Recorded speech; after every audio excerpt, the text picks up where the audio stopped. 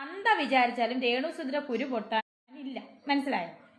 ഇതൊന്നും എന്നെ നിന്റെ തന്ത വിചാരിച്ചാലും രേണുസുധിര കുരു പൊട്ടാൻ നീയല്ല. നിന്റെ തന്ത വിചാരിച്ചാലും രേണുസുധിര കുരു പൊട്ടാനില്ല. മനസ്സിലായോ?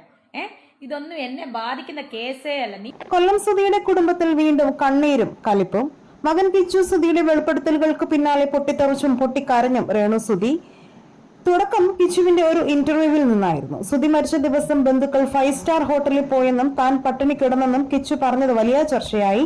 പിന്നാലെ രേണുവിനെതിരെ സൈബർ അറ്റാക്കുകളും രൂക്ഷമായി. എന്നാൽ ഇതിനെതിരെ രൂക്ഷമായ ഭാഷയിലാണ് രേണു പ്രതികരിച്ചത്. ഈ നിമിഷം വരെ ആ കുട്ടിയെ ഞാൻ ഉപദ്രവിച്ചിട്ടില്ല. മിനിഞ്ഞാന്ന് വിളിച്ചപ്പോഴും അവന് ആവശ്യമായ പണം അയച്ചു കൊടുത്തു എന്നാണ് രേണുവിന്റെ വാദം. കിച്ചുവിനെ ആരോ തെറ്റിദ്ധരിപ്പിക്കുകയാണെന്നും അവർ ആരോപിക്കുന്നു. രേണുവിന്റെ ഏറ്റവും പുതിയ പ്രതികരണം സോഷ്യൽ മീഡിയയെ ഞെട്ടിച്ചിരിക്കുകയാണ്. കിച്ചുവും തന്റെ മകൻ ഋതുലും തമ്മിലുള്ള ബന്ധത്തെ ഓർത്ത് വിതുമ്പിയ രേണു ഒടുവിൽ നിയന്ത്രണം വിട്ട് പൊട്ടിത്തെറിച്ചു. ഈ സ്ട്രെസ് താങ്ങാനാകുന്നില്ല, വേണമെങ്കിൽ ഇപ്പോൾ ആത്മഹത്യ ചെയ്യാം എന്നിവരെ രേണു ലൈവിൽ പറഞ്ഞു. തന്നെയും തന്റെ കുഞ്ഞിനെയും ജീവിക്കാൻ അനുവദിക്കാത്ത സൈബർ ആൾക്കാരോട് നിനക്കൊക്കെ ഇപ്പോൾ സമാധാനമായില്ലേ എന്ന ചോദ്യമാണ് രേണു ഉയർത്തുന്നത്. ഇതിനിടെ കിച്ചുവും രംഗത്തെത്തിയിട്ടുണ്ട്. താൻ അമ്മയെക്കുറിച്ചല്ല ആ ഹോട്ടൽ കാര്യം പറഞ്ഞതെന്ന് വിശദീകരിച്ചെങ്കിലും രേണുവിനോട് ഇപ്പോൾ പണത്തിന് വേണ്ടിയുള്ള ബന്ധം മാത്രമേ ഉള്ളൂ എന്നും കിച്ചു തുറന്നു പറഞ്ഞു. ലക്ഷങ്ങൾ പോക്കറ്റ് മണിയായി അയക്കുന്നു എന്ന രേണുവിന്റെ വാദത്തെയും കിച്ചു തള്ളി. ഇതോടെ 2 ചേരിയിലായി തിരിഞ്ഞ് പോരടിക്കുകയാണ് സുധിയുടെ പ്രിയപ്പെട്ടവർ.